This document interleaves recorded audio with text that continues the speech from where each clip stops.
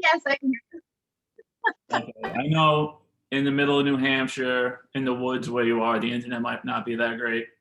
I literally have my phone set up in like the one spot of my house that there's service, enough service to do this. Why does your house look like a retail outlet? Oh, I'm working on bikinis and stuff. Are you making them yourself? Huh? You making them yourself? Yeah, I make bikinis for Wbff and some other things. And right now I'm working on a big gown for one of the girls who's competing in Worlds in 3 weeks. So I have all my stuff out. Everything's a mess in the house, and I'm getting ready to like take videos of rentals and stuff like that. So Didn't I see you welding something? yeah, I was welding wings. Oh, you know Erin. She did some of the she was on the mic at the powerlifting meet a little bit. I was welding metal wings for her on stage because in fitness we get to wear theme wear. So she had like metal ring wings, and it was pretty neat. Okay, well, since you brought up, right, the category of fitness, right? Can you explain the differences of the different categories of bodybuilding? Sure. Every federation lists them differently, but in WBFF, which is the federation that I hold a pro card in, we have bikini, which is what I compete in. And then we have fitness, which is like what Erin competes in. And then there's figure, and that's like the female categories. Okay. And when did you get into all of this? It was kind of by accident. It was in the beginning of 2019. I've been working out for a while, but in 2019, my sister approached me and was like, I think that we should do this. And she showed me like an OCB competition or something. And I was like, yeah, that kind of looks like fun. Let's do that. And then long story short, I did it. She didn't do it.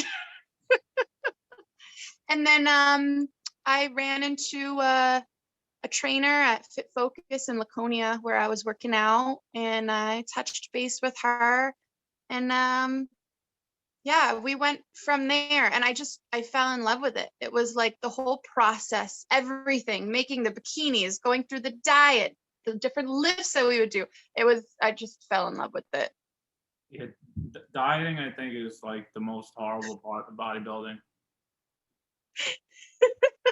You guys have to do it sometimes too, though, don't you? Powerlifting, if you need to go down a class. I guess if you're close and it makes sense, drop, but not like a bodybuilder, not like, getting down to these crazy body fat levels that are like hard to sustain. Right, it's not sustainable, and some people take it too far. So there's a very unhealthy side of bodybuilding, and then there's kind of the way that I prep is more on the healthy side, I guess you can say. It's not as restricted in the sense that I'm not going down to like single digit body fat percentages near the end. Well, I don't know if you guys, like, just my kids going crazy upstairs, but I think powerlifting has like the opposite problem of people going like too heavy in weight, because with the weight classes, I think it depends on the federation, but usually above like 275, it's like you're just super heavyweight. It doesn't matter. So it's like, well, you might as well be 500 pounds. Right. You get those guys too. Yeah. And yeah, but I got to admit, when I was younger, when I started powerlifting, like my view of bodybuilding was like, these guys are just vain people, they're just like looking at themselves in the mirror. And sometimes that's the case, yes. Yeah, same thing in powerlifting. You get the same weirdos in both sports. But I just I just thought all bodybuilders were like this, and like, you know, it's just I just didn't know anyone who was a bodybuilder, you know, and I didn't understand the sport. I don't think. Right. And not a lot of people do. It's kind of like it's, you see someone, you see them on one day, right? And it's, everybody only looks like that lean and that tan, and they only look like that one day. Because like you said, it's not sustainable. But everybody looks at that person, they're like, oh, that looks like cool, that looks like fun, but not a lot of people want to do it. Well, it's the same thing with powerlifting. Everyone says, "What? Oh, I bench this much. Oh, I squat this much." If you didn't do it in a competition, I don't want to hear it. I don't hear it. It didn't in my head. It didn't exist. It doesn't, you know. And Yep. because if you don't have, like, I would imagine for bodybuilding, it's probably even worse to have the guts to get on stage in front of everyone, barely naked, and just showing everyone your whole body, you know, that's got to be terrifying. It was at first, and I think I blacked out a little bit. Yeah.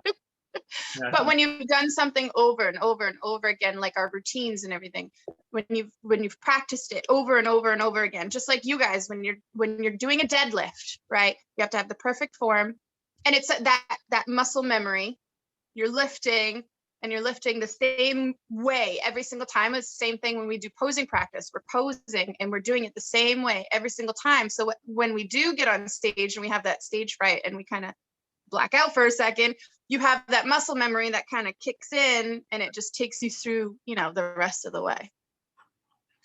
Yeah, you've never seen my deadlift. You wouldn't say it was perfect.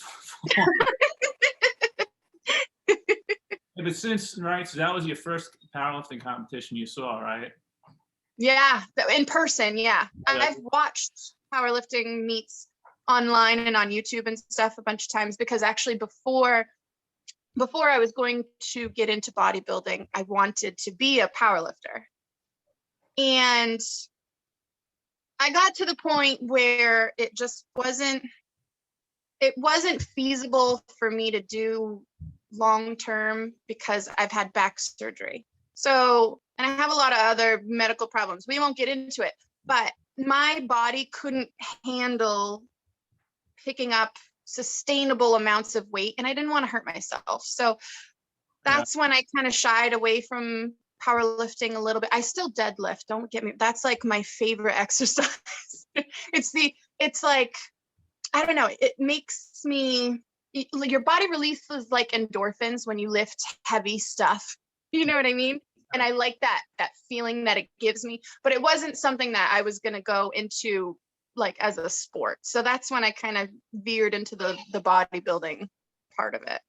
Well, do you want to talk about the spine surgery at all? Oh yeah, whatever. Yeah, sure. I had I saw a photo. I mean, I post about it on social media all the time because I want to make sure that other people know that even if you have something wrong with you, that you can still do anything. So I'm completely open about it. What happened? I saw the picture and your spine was like, it wasn't in the right place. It wasn't. So I had scoliosis, and what happens is when the curve in your spine gets to be about 45 degrees, then gravity can like start to take it down. Yeah. So I got to the point where I was about 43 degrees, and the doctors were like, we're getting really close to having to do something about this. And then it got to the point where they were like, yeah, we have to do this, or you're not going to be able to walk probably in your mid 30s. And I'm 34 now. So just to think about it, I'm like, wow, if I didn't do that when I was 18, I could possibly be in a wheelchair within the next couple of years.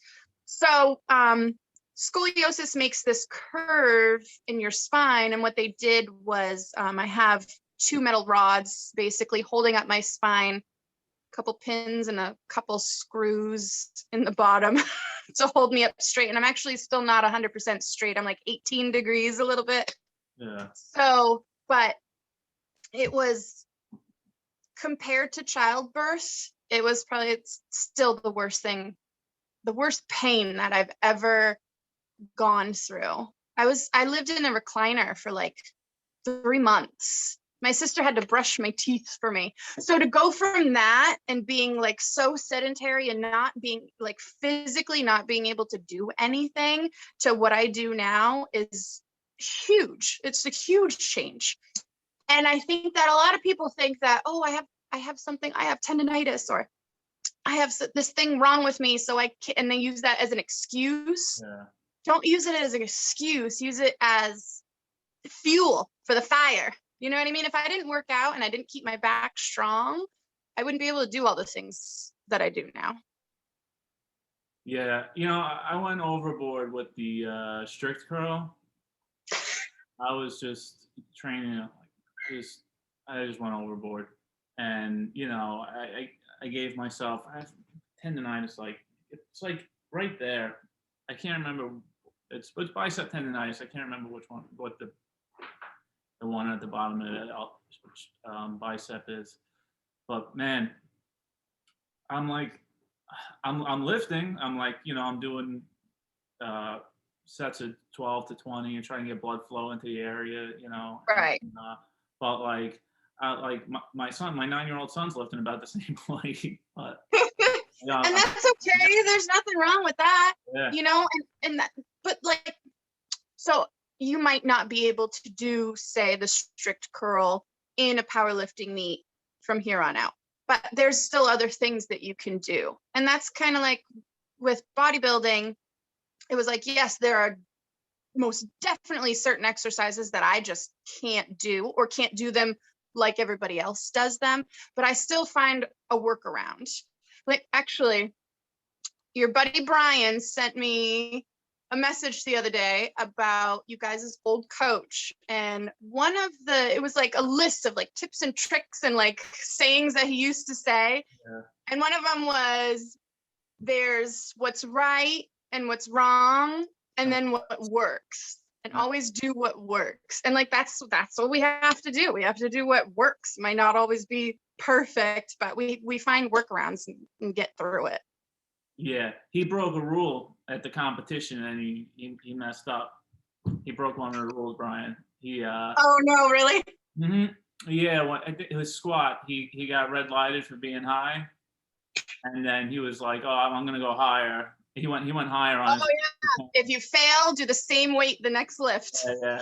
That's right. He got yelled at for that one. Oh, I bet. So, how would you explain your training method? Do you change it up based on when you're coming close to a competition, post competition? Well, everybody is different. So when I'm coaching somebody else,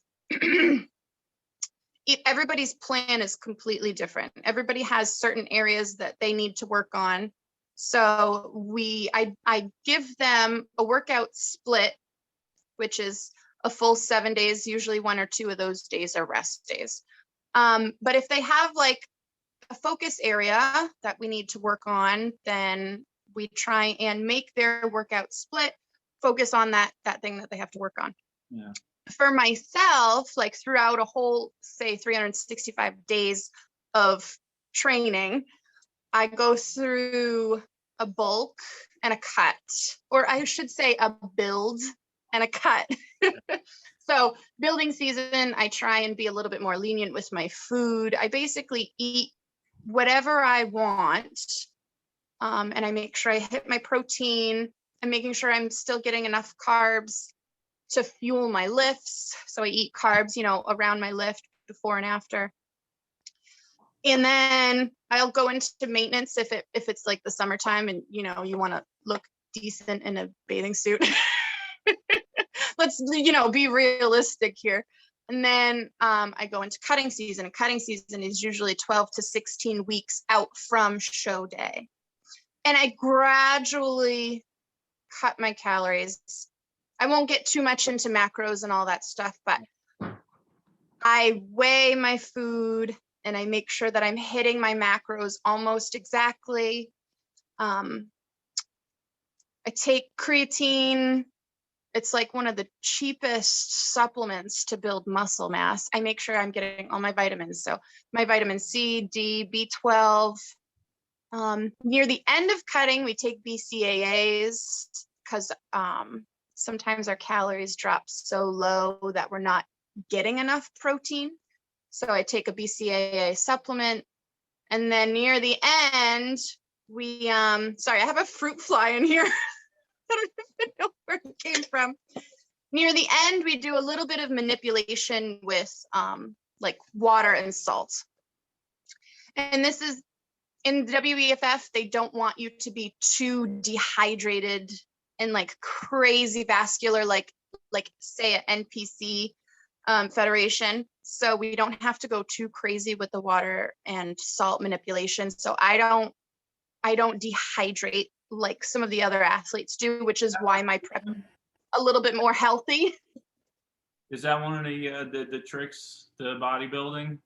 Yeah, so you have to reveal all the muscle underneath, right? So you try and deplete your body and your subcutaneous water as much as you can to show as much muscle as you possibly can.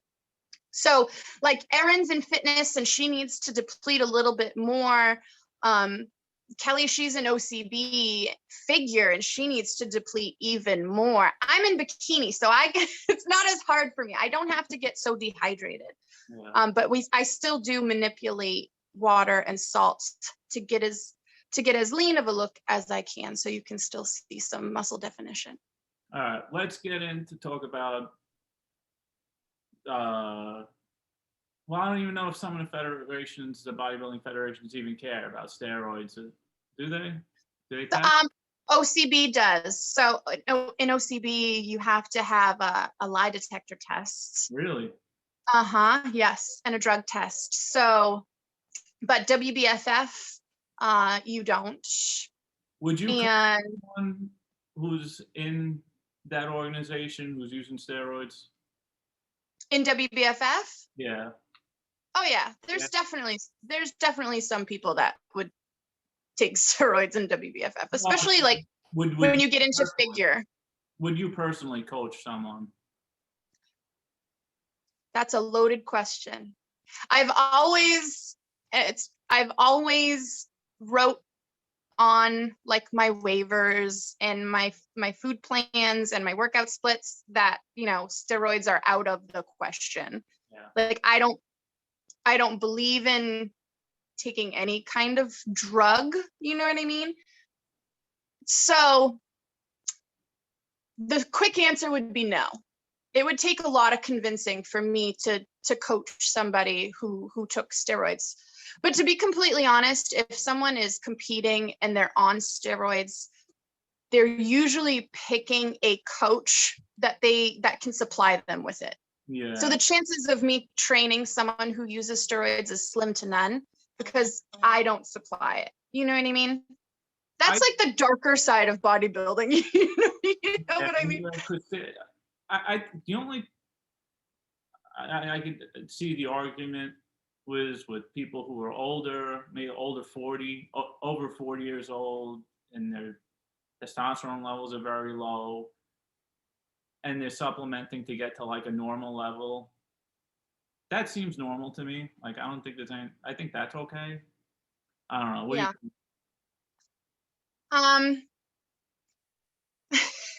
I think that if bodybuilding is your passion and you're competing for like money, maybe. Yeah. Maybe. For money. You know what I mean? But there are a lot of people who compete naturally that can get pretty large.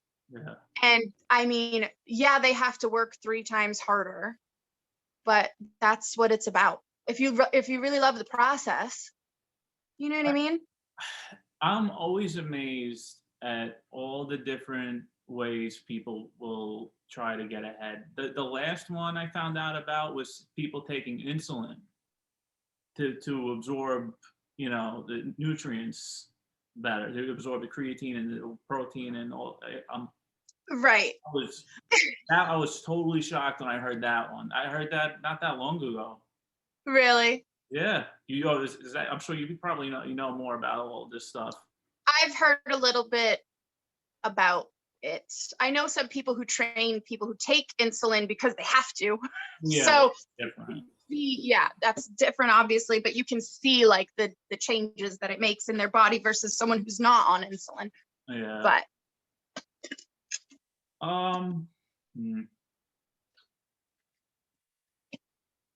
have you trained men? right now I have one guy that I'm training. He's not competing right now, but it may be in the future. We'll see. And then I do have someone I have a male on my waiting list who is hopefully going to be competing in March. So I'll probably start training him around November. So. Because usually most of the people I've interviewed with guys, and if they train people, I ask them who do they like to train better, guys or girls? And I like to train women better. everyone gives that answer. That's a loaded question too, because honestly, I think men are easier to train. And that sounds terrible and it sounds sexist, but I think men are easier clients. Yeah, all the men coaches I talk to think the women are easier. Really? Maybe it's different in powerlifting. I don't know. Maybe because they all say the same thing that my coach said, is that, the women, they just listen, they just follow the program, and the men, we argue, and you turn around and you see them doing something you didn't tell them to do. Yeah, I guess it would be, it's different because you guys, if you're a powerlifting coach, you're with, or a personal trainer, you're with someone one-on-one more. A lot of the stuff that I do it's programming, and the only time I'm really one-on-one with someone for a significant amount of time is posing practice. Yeah. And that's one of my favorite things to do.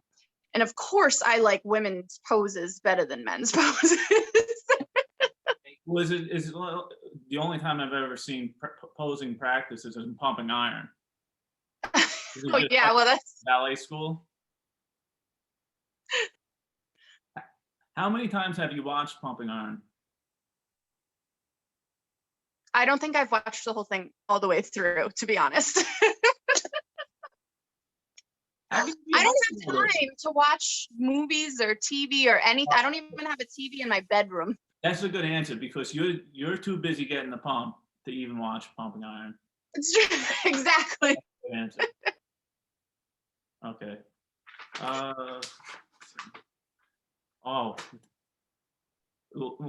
Loaded questions. What's your view on trans athletes? That's funny. I was just talking to someone about this the other day. So we do have some men who have transitioned, males who have transitioned to females who compete in the WBFF. And like my first thought is, oh no, they have an advantage because they have natural testosterone. So like it's not fair. And then when I think about it a little bit more, when you're a male and you're transitioning to female, you're taking progesterone and estrogen, right? Those are the opposite of testosterone. Yeah. And some women who compete in the WBFF or NPC, they take testosterone. So it's almost like you're leveling out the playing field a little bit.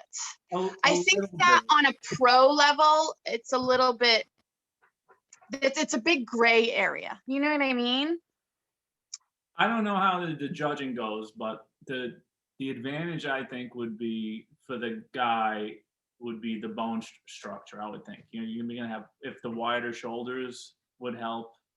In certain federations, yes, but in WBFF, our posing is very feminine and very sensual. So women would have a better advantage because a lot of what you get judged on is stage presence. And sense. I feel that women would just naturally have it and men wouldn't. You know what I mean? It makes sense. I just have a gripe about it because like when I see like a woman's record getting broken and by someone who's Oh, in powerlifting, right? yeah, in powerlifting and Yeah. running in a lot of sports, I'm like, I'm, Mm. oh, you have a ton of guys on the powerlifting side that are just like F them, they're cowards, they're breaking women's records, they're just trying to break women's records. It's not true. No, it's definitely not. No. But they also it's just it seems like no one could come to like a middle ground on it. No, because it's a huge gray area and there's about 10 different shades in there. You know what I mean? And every situation is going to be different. I think in powerlifting, it's probably more controversial because you're lifting a number and you guys get judged on, well, you don't get judged. It's either you lift it or you don't, right?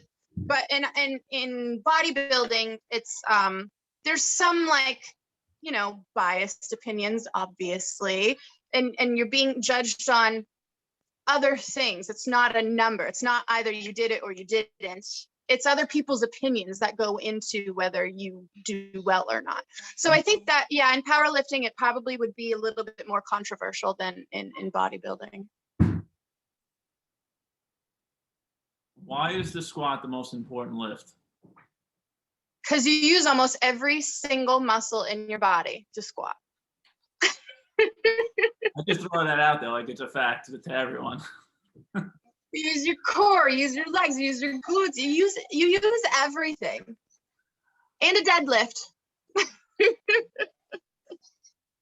Has anything in your training changed since you were younger? You said God, yeah. You were 19, right, when you started? Yeah. In actually, technically I was lifting in high school. We had like a little gym room off of our basketball court gym, and I didn't know what the hell I was doing. I think I was like, oh, bicep curl, okay, all right, this cable machine, I'm gonna pull it. I don't know what it's working out, but I'm gonna just do this motion that I see everybody else doing. And I think that a lot of people are like stuck right there, right? And then as they get older, they think they know everything. And it wasn't until I started educating myself, and then even farther than that, I got a personal trainer. And I think that's like, if anybody comes to me and they're like, what do I start? What do I do? Where do I go? Get a personal trainer, someone that's with you in person. And I don't personal train. I am a coach. It's a little bit different. You know what I mean? So get a personal trainer who's like with you one-on-one, showing you what to do, showing you what you're doing wrong. And so now everything's, all of my training is different from when I was, late to even early 20s. I didn't know what the hell I was doing. And now I have like a schedule and a plan. You know what I mean? So I know that I'm going to try and hit each muscle 2 or 3 times a week. It's usually twice a week. I need to make sure I'm resting, recovery, stretch, mobility. I didn't even know what those things were in my 20s, Yeah, I didn't really know what stretching was up until like a couple months ago. He's like, I still don't know what stretching is. But like listening to having someone to listen to is always good, because right, like me and my wife and some of her friends and train down here in my basement. That's why I think I might have the only home gym with 2 squat racks. Probably. There's too many people lifting here, and so yeah, listening to people. So a perfect example would be, we're coming up to a competition and my wife's telling me that I'm squatting too high, and my answer to her is, I know what effing depth is. Don't tell me what to get away from it. Right. But having that second, she's seeing it. She's so it's different because she's watching it. Yeah. Yeah. So I go to the competition and then I bomb at it and meet all three squats are high. Yep. All three Because squats. you didn't listen. Yeah. But listen, we've been married. We met powerlifting in college. We've been Right. 16 years, and I just finally can start to take a little bit of advice from her. It took 16 years. 16 years. Actually, I shouldn't laugh because my husband and I have been together for about 16 years and he's just starting to listen a little bit. Up in testosterone naturally. I think that's what does it. Maybe that's what it is. When you're in your mid-30s, testosterone starts to drop. So Yeah. At 25, it's like, shut up, throw you over my shoulder. yeah. Oh my God.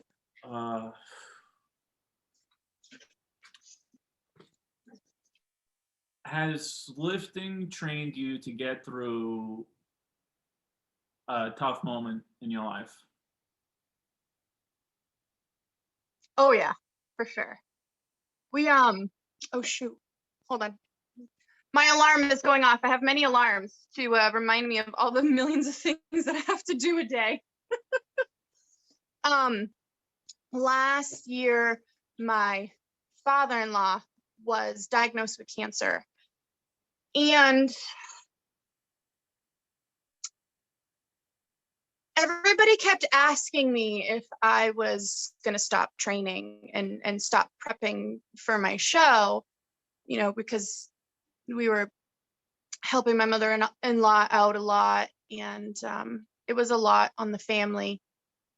And my answer was no, because I needed it. Like I needed a distraction to take away from all of the crazy shit that was going on in our lives. And like it was COVID happened. He was diagnosed with cancer. COVID happened.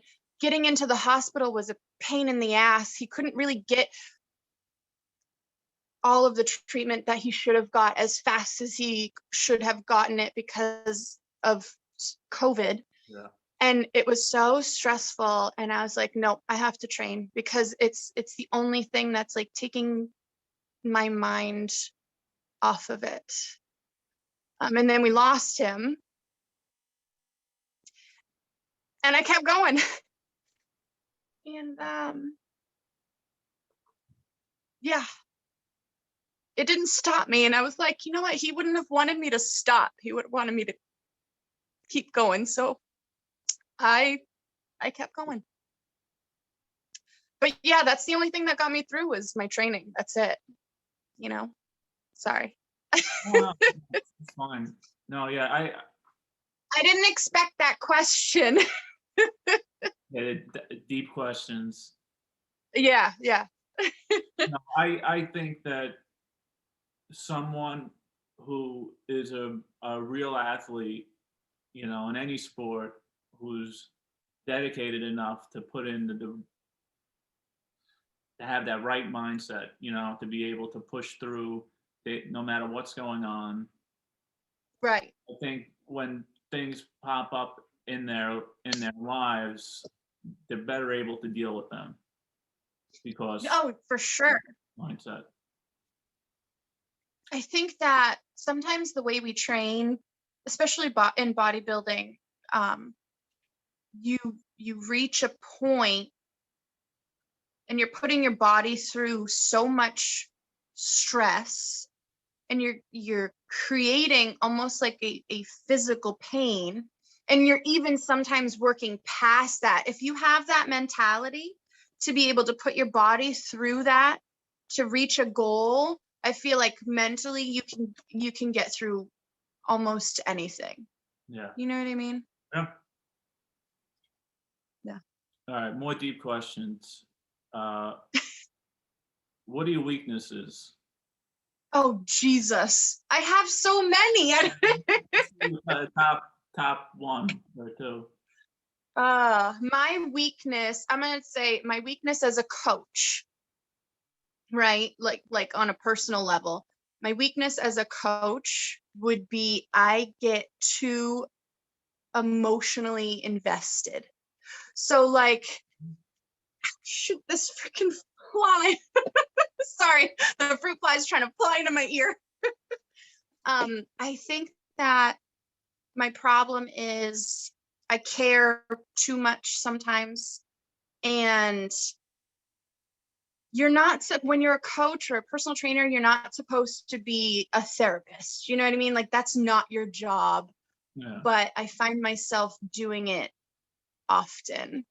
And it's like, it's a weakness, but at the same time, I pride myself in caring that much, you know? And I'm not just like, here's a plan, here's a piece of paper, pay me. I can't do that. I have to become emotionally invested in somebody. So sometimes it affects my personal life. So if someone else is not doing well and they're down in the dumps or they're in a rut, then it affects me emotionally. So that's not good. I need to like work. I'm better than I used to be, but it's definitely still like my biggest weakness. Yeah, that's codependency. It's probably why I have a waiting list of people, because they all also need therapists. A lot of girls have that problem. A lot of girls have that problem. I go to a recovery group for lots of things. It's like it's called Celebrate Recovery. It's like AA, but for anything you could think of. Right. You have. And I had issues with drinking, and I had I had bipolar disorder. So anyway, I was just happened to I was just thinking a lot of the girls said they go because of codependency. It seems like a lot of girls have that issue. Yeah, I think it's the way that we're wired. You know what I mean? Like, people, I don't know.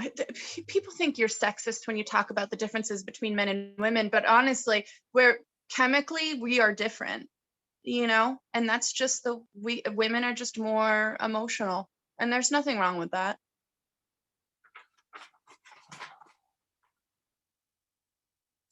What's your advice to someone who wants to get into bodybuilding? Well, apart from advice, my first question to them would be why? Because you have to have a why, right? So if if someone comes to me and their why is, oh, I want to look ripped and I want to win, I think that my advice to them would be no. that would be my advice, is don't do it. But if you're doing it because you're genuinely interested in the process, right? And yes, aesthetics obviously come into it, duh, that's what you're being judged on. But if you want to, meet new people in the industry, and you want to have fun doing it, and you love lifting, and you want to learn more, and like, those are all the reasons that I want to hear. Of course, competition and competing is part of it, but if someone was to say, I want to beat the last best version of myself, then I'm going to say, okay, my advice would be to, number one, find a personal trainer. Number two, make sure that you make a doctor's appointment to find out if you're well enough to do something like this. If you've never dieted the way that we diet, you know what I mean? Some of it's very extreme, and cutting to such a low body percentage can reveal some medical problems that you might have. So I'd rather someone go get checked on it first. And then my other piece of advice would be to mentally prepare yourself to have it in your mind 24/7, because no matter what you're doing, you're taking care of your kid. Obviously, your family's first. You're taking care of your kids, you're cooking dinner, you're going to work. No matter what you're doing, you're always going to have prep, food, protein lifts. It's always going to be in your mind. Are you mentally prepared for that? No. No, I couldn't be a bodybuilder. I couldn't do it mentally. You have to eat, breathe, sleep it. You Yeah. know what I mean? And it's hard at first. Like your first show, it's so hard to find the balance because it's in your head 24/7. Once you get used to it, you're like, okay, it's all right. I know I'm thinking about it constantly, which is great, but I can still like function. Yeah. That's the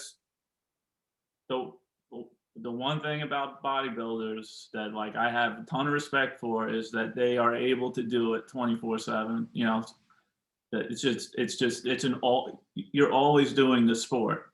Always. Yeah. Even if you're injured. Like I've been like I have injured myself many, many times. And I'm not even like lifting, just being an idiot or whatever, or having, some of the problems that I have. And even if I'm injured, like I have tendonitis from my elbow to my wrist. If that hurts, I figure out a different way. I wrap the strap around my arm and I do back flies that way. I hurt my foot. Oh, well, I can't work out my legs. I'm going to just do all upper body. There's always a way. I'm always thinking about my food. If I'm not moving as much because I'm injured, I drop my calories. You know what I mean? It's Yeah. always there. Like because the bicep tendonitis, like I think part of the issue too is I squat with the bar so low and just so much pressure. Your mobility coming back. Yeah. So I'm squatting with the bar higher, and I had these attachments that go onto the bar. They make it looks almost like it's like a safety squat bar, Right.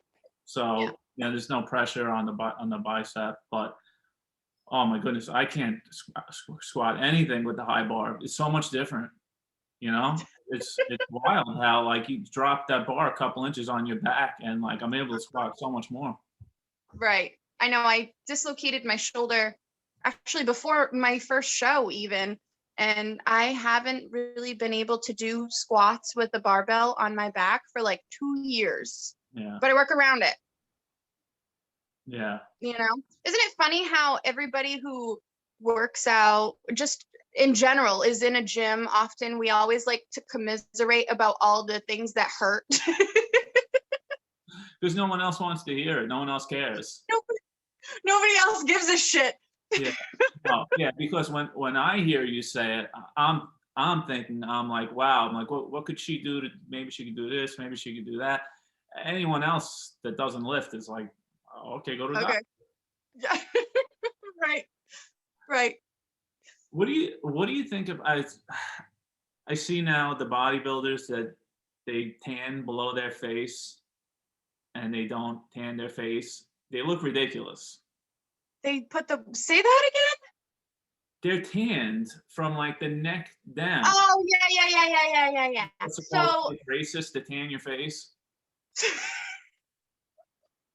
So the reason why you get so tan before you go on stage, right, is because on a stage, the lights are so bright that they drown you out. See in the background, my lights are so bright, it's like drowning all of this out.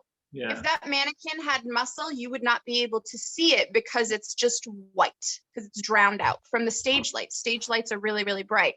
So the only reason why we get so dark in a tan is so that you can see the muscles, right? So sometimes in other federations like OCB and NPC and IFBB, you are allowed to get your own tan or have somebody else in a different company tan you, which is probably why their tans look so bad.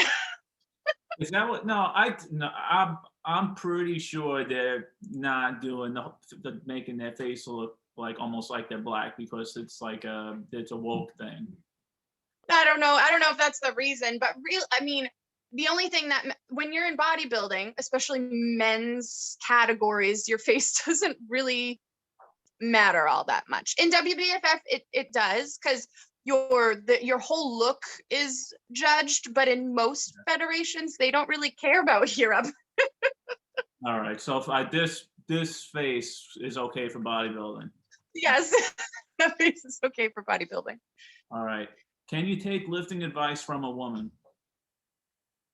It's a standard question I give to everyone. Of course I can. Actually, a lot of my lifting advice has come from women.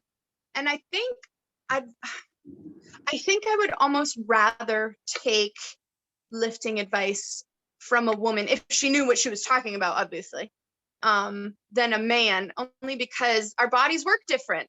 Our hip mobility is just naturally different. Our ankle mobility is naturally, it's just the way that our bodies are built. You know what I mean? So I think that I would much rather, if I had to change something or tweak something, I would much rather take advice from a woman. Yeah, I figured you would say yeah, but just to be fair, I asked everyone that question. Right, right. Okay, this is more of like a powerlifting question. Have you ever pooped, peed, vomited during lifting? I've almost peed myself deadlifting, and I blame it on my child. But yeah, I usually have to go to the bathroom in between sets, to be completely honest, because after you've gone 9 months with, I gained like 60 pounds in my pregnancy. So who knows the amount of weight that was just in my stomach alone pushing on my bladder. So yeah, almost like a little bit, Listen, One of my girlfriends. I've seen some puddles underneath some girls when they squat. It happens. Yes. And Yeah. I used to lift with someone, I'm not going to say their name, but I used to lift with someone a little bit. And if she if she felt it coming, she would just let it go, because the lift was more important. Yeah, And she would bring extra pants. She's like, whatever. I lifted with someone like that too. I won't say her name, but I'm married to her. Oh, you are going to be in so much trouble. That's okay. Every time I hit a PR in a deadlift, I poop myself. It's always. Oh, that's. Oh, there's no right. There's no bombing out of a meet in bodybuilding, right? There's no like you didn't finish like in powerlifting, you know. What do you mean? Say that again. Like bombing out of a meet in powerlifting would be like, all right, there's the squat, the bench, and the deadlift. And if all three of your squats are high, like that's it. Like you can't finish the competition. Like you don't get right. To, not as a power lifter, right? Right, but like right. in bodybuilding, right? There's no, you don't have that something like that, right? That would like. No, not really. There's placing and there's not placing, and different shows have different numbers of placing, and depending on how many people are there. Like like my pro show, I didn't place at all, so I guess you can call that bombing. But yeah. For me, it wasn't a bomb because I beat the last best version of myself. Like when I watched my video of myself, I like cried. I was so happy. You know what I mean? So it wasn't really. It's not really bombing it. Yeah. It's different. You know what would be good? You ever see the Apollo show? You know, when it's so. I know I suck. I don't watch TV. I don't watch movies. In the old like was it something? It was something. It's like a dance show at the Apollo, whatever. But when someone's bombing on stage, they have someone comes out and like they take a cane and they yank them off the stage. Oh, and they pull them. Yeah, that would be perfect for bodybuilding. That would make it so much more exciting. Oh my God, that's terrible. Out and they pull you right off the stage. Oh my God. Let's see. Crazy injuries. Have you ever seen or have had any? I haven't seen any really in person. Okay. No. No. And I honestly, I haven't really, I don't lift with bodybuilders that often. You know what I mean? I like to be a loner when I lift in general. And I think a lot of bodybuilders are like that. We like to throw our headphones in and just drown out the world and go in our little bubbles. So we don't usually lift together. So that's probably why I haven't seen a lot of injuries. I mean, I can tell you some crazy injuries during I don't drink anymore, by the way, but back in the day, crazy stuff, falling off the roofs and everything. Nothing to do with bodybuilding. fell off a roof? No, I didn't fall off a roof. Somebody else fell off a roof. Yeah. Did they die? Slid down the metal edge of a metal. Oh, it was just bad. Oh I watched my husband knock somebody's teeth out.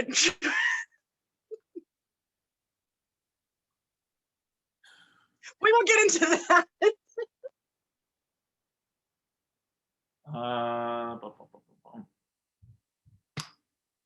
Let's see. I don't get out much. This is it. I stay down here in my squat racks. I sleep down here. So I don't know what's going on. Same. These are my friends. So like that's it. You're out in public gyms. True. What dumb stuff do you see?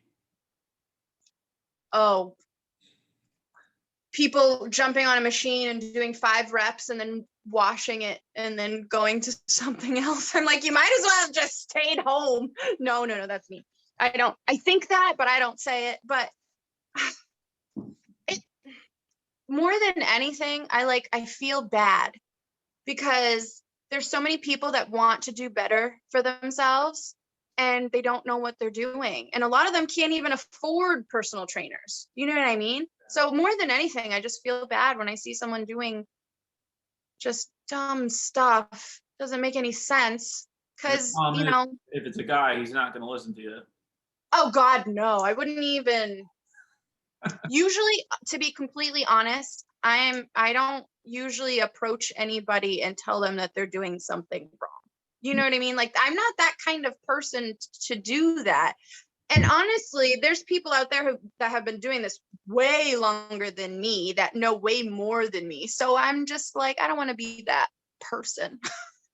I think you have to be friends with that person first. Yeah, probably. Yeah. You can't go up to someone and be like, bro, you're doing that wrong. Like, no, it doesn't matter if you're like Arnold Schwarzenegger came up to him and was like, bro, you're doing that wrong. You wouldn't listen. Right. And you know what? Sometimes you could even assume that they're doing something wrong and they might have some sort of, something wrong with them that they can't do it the right way even. So it's like, I don't want to get into that. You know what I mean? I'll just let them. If I see someone that's going to do something that they're going to like really hurt themselves, I would probably jump in. But I mean, if they're at least there, then they're taking a step in the right direction. So I'm just like, they'll figure it out and consult somebody if they want help, Yeah. The only dumb thing I do usually is, because I lift by myself, or even if my wife is here, I just have the catches set like perfectly so that like I just dump it, no big deal. Right. But many times I forget to move it from where I bench from to where I squat. Oh no. And I come out of the rack and like I'm like, screw it, I'm just going for it. Oh God. You're brave. You're a brave soul. And the weird thing is, this is what I've noticed. When I'm like, oh shit, I have no catches, I squat worse.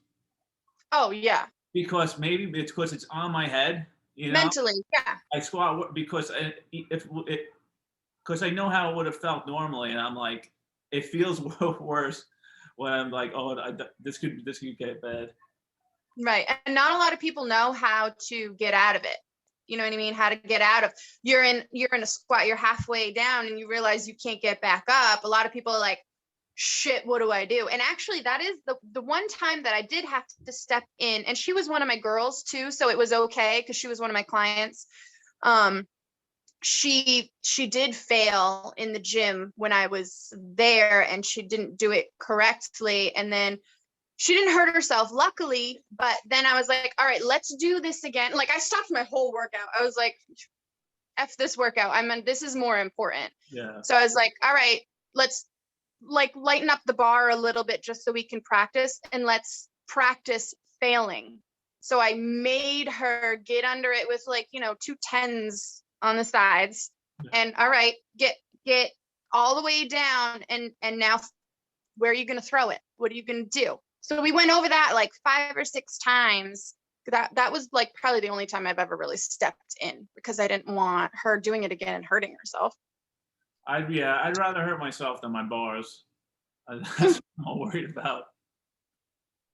Right. Well, when you own them and you have to pay to replace them, I guess that's a little bit different.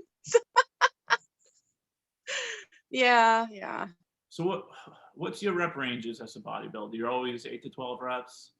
Nope, always different. So the rule of thumb is hypertrophy. You reach hypertrophy between 10 to 12 reps, right? And muscle endurance is usually like 15 reps or higher. But in reality, you can reach hypertrophy in all different rep ranges. It all depends on the weight you're using and what you're capable of. So for myself, in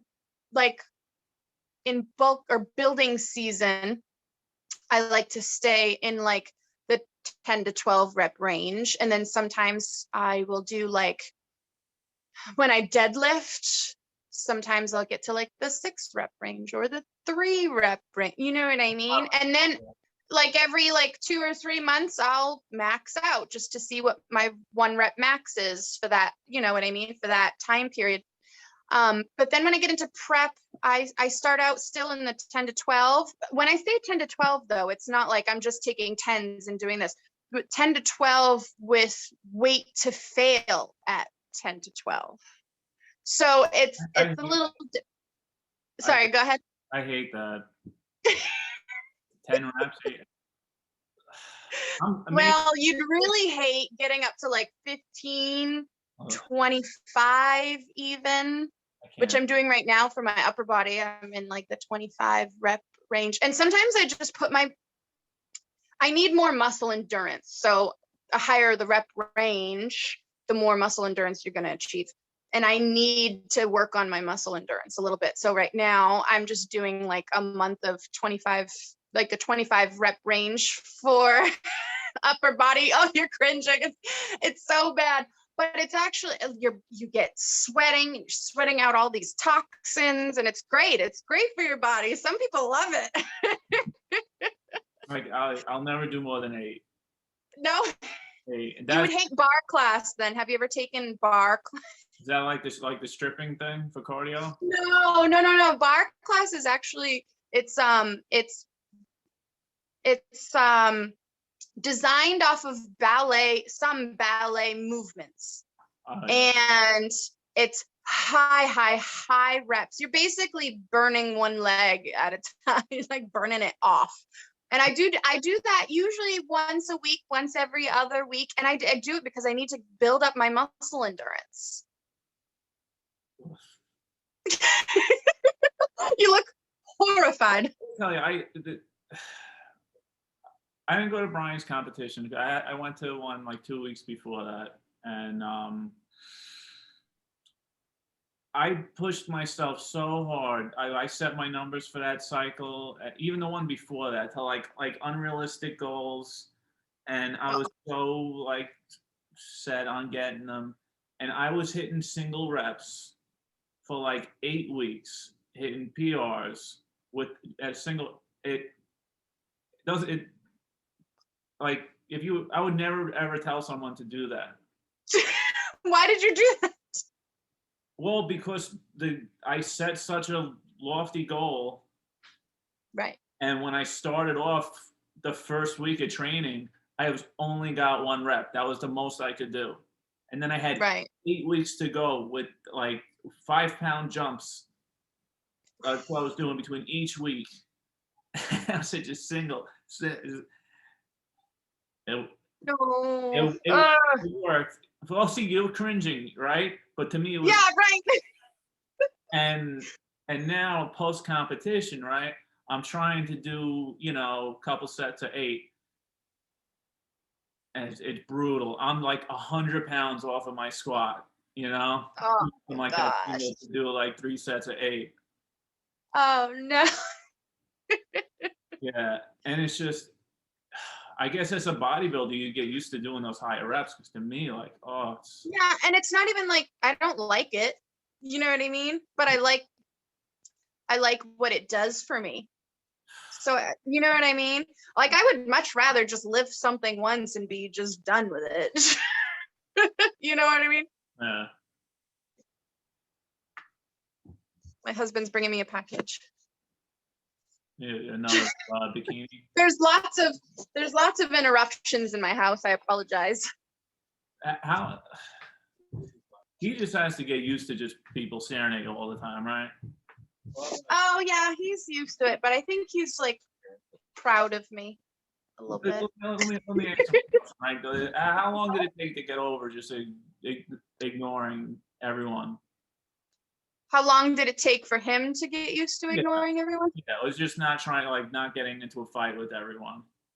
He's not really that kind of person. He's not like the jealous type, and neither am I. I think that's why we go so well together.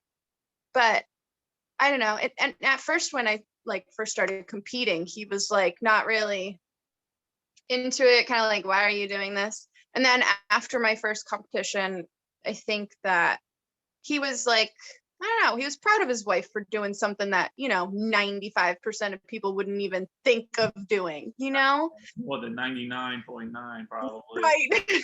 Yeah, you're probably right. Your numbers are probably better than mine. But now it's different. Now he's definitely, he supports me 100%, and I can tell that he's proud. So Well, this question is really, I ask for older people because I know if you like Brian the Bear, he'll have an opinion on this, or like anyone who started lifting in like the 60s or 70s, maybe 80s, they can't stand music and mirrors in the gym.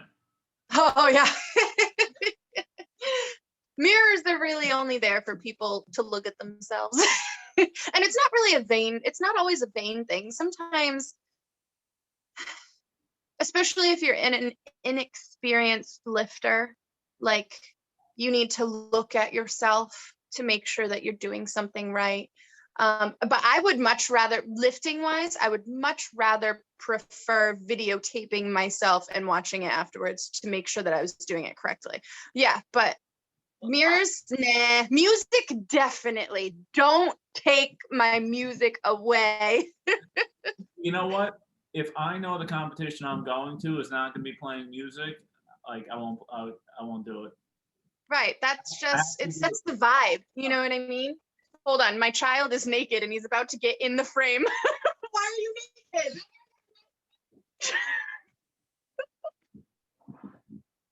Sorry. How old? He's 4.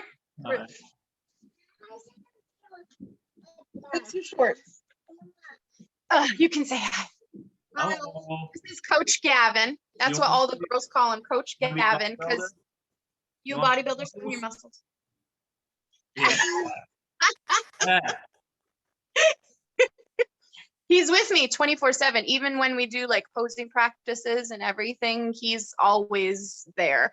I'm worried about what his outlook on or his expectations of women are going to be when he gets older. He's not going to want. Yeah, he probably want nothing to do with bodybuilding or lifting. Oh, don't say that. I hope he does. What? You're not this old. You're this old. No, I'm gonna say I'm old. Okay, whatever you say. All right, go downstairs. Don't step on that. Oh, Sorry. mirrors, right? With people lifting. Oh, so in bodybuilding though, we kind of, and as a coach and as a posing coach, we kind of need mirrors. So that it's a little bit different because we are being judged on how something looks, and bodybuilding is all about creating shapes, and so you kind of need mirrors to create shapes. But powerlifting and just lifting in general, mirrors are completely unnecessary. All right, so many things in lifting, I thought I invented, because I'm down here in my basement all by myself, and I think I'm a genius.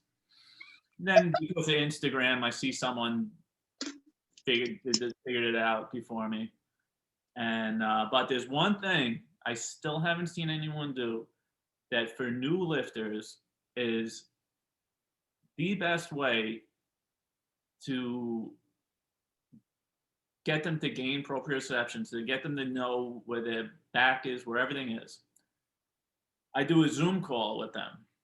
I put the laptop on the floor. I put the phone, I can either hold it or put it on a tripod next to them. And they watch themselves from a side angle live while they're lifting. And let me tell you this, That's awesome, because I always videotape myself from the side and then watch it afterwards. And then the next set, I, correct whatever needs to be corrected. But yeah, because I learned it because I did it with my son. And we were just like, no, straighten out your back, and he would hyperextend, and then he would go like that. And he had the strength to hold it tight, but he just didn't know how to. He couldn't figure it out. And right. he looking at himself in a video, but when I put the laptop in front of him, and he was looking at himself, and I was like, something light. I was like, just watch yourself the whole way up, and come up, keep your back tight. And he was like, oh, okay, now we know how to do it. And that was it. It was over. There's no more training on how to keep his back tight. He knows how to do it. That is such a good idea. I'm going to have to try it now. Yeah. Because I'm constantly working on my deadlift. I'm always because I don't do it often enough.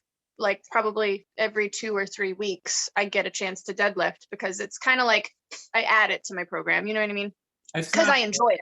But I constantly am watching videos of myself trying to fix it constantly. So that's a really good idea. I think I'm going to do that. All right. If you don't mind me stealing it, I'll give you, if you videotape it, I'll give you credit. It says where they got it from. Okay. I find that I've competed in other sports, and mostly when I was younger, but I find that powerlifting, the community is very friendly. Competitions and stuff like that. You know what I mean? People get along really well. Yeah. Only I hear from I've talked to a lot of people who compete in strongman. They say strongman competitions are nicer than powerlifting competitions. That's what they think.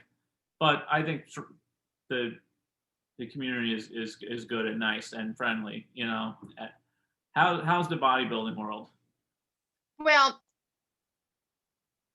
I have coached, I have Kelly, who competes in OCB. So I've been backstage in OCB, and all of the women back there were amazing. Yeah. They're all I don't know, there's no nobody's catty, and nobody's mean, nobody's attitude, and nobody's trying to sabotage or anything. And in WBFF, it's the same way. And actually, I have met some of my best friends competing.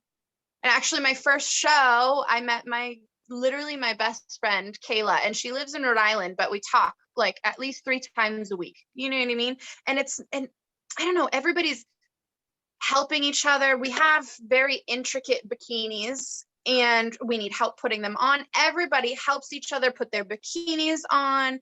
And it's a lot of a lot of the girls who compete also do something else, like coaching or making bikinis, or they're a posing coach. So it's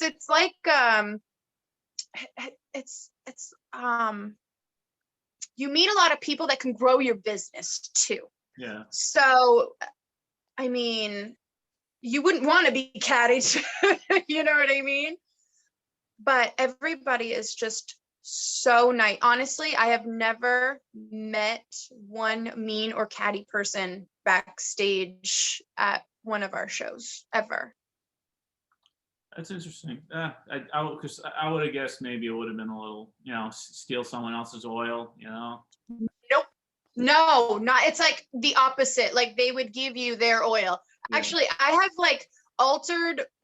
We have gowns that we wear on stage also in WBFF, which a lot of the other federations don't have. And backstage, I've even altered girls' dresses with safety pins backstage for them before they go out on stage. And that's how it is 24/7. It's amazing. I can't speak for all the federations because I've never competed in NPC or IFBB.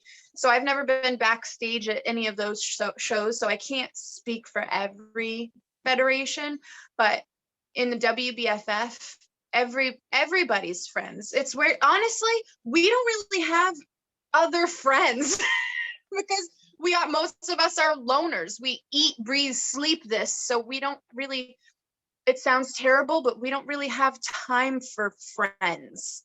So our friends are the other people that do this with us. And they're just freaking amazing. I've met some of the most amazing women doing this. That's probably my favorite part, actually, to be completely honest. Yeah.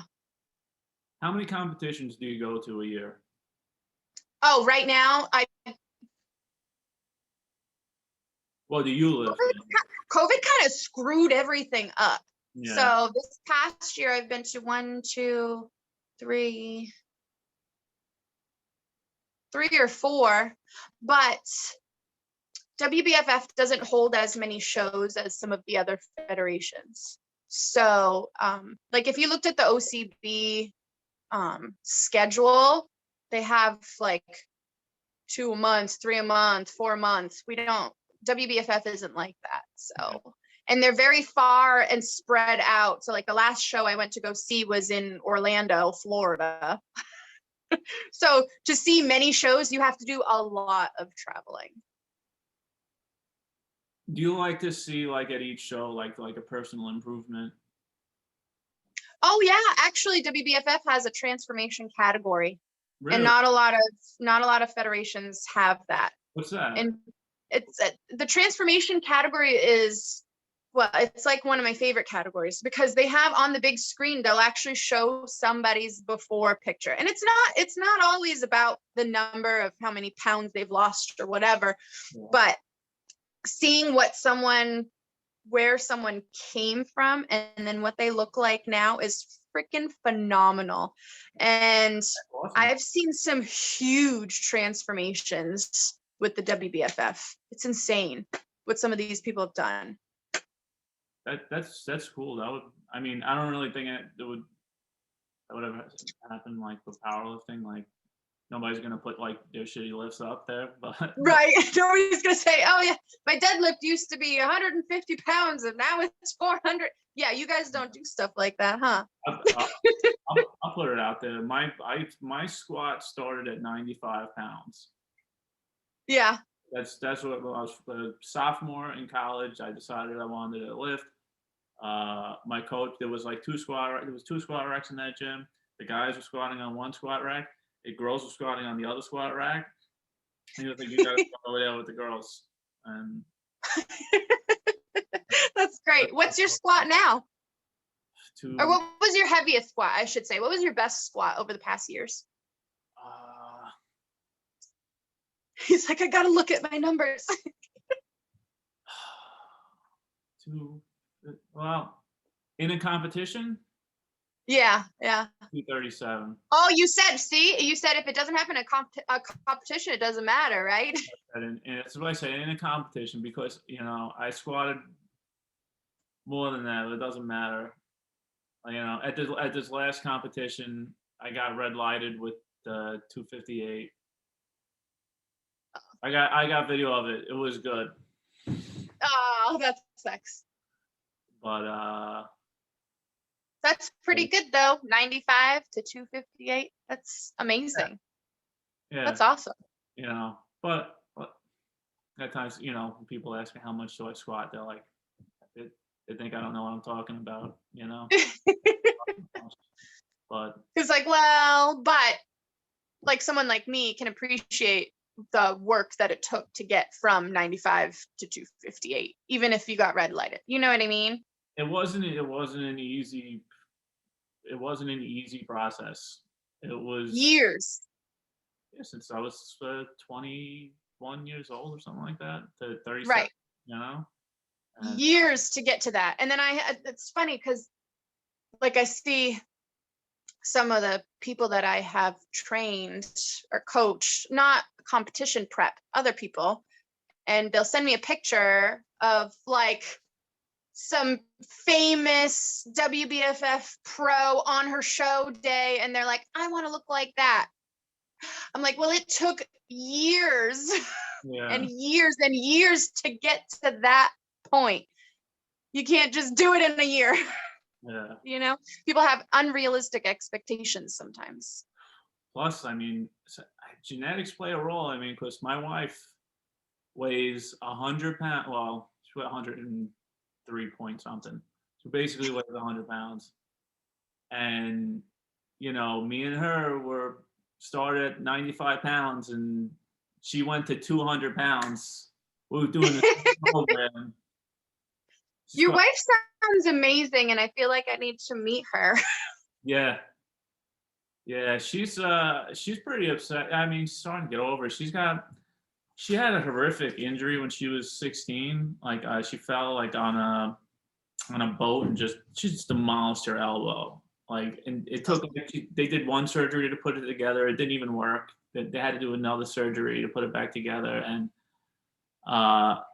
you know, it's just she's gotten to a point now where she can't get her hand behind the bar.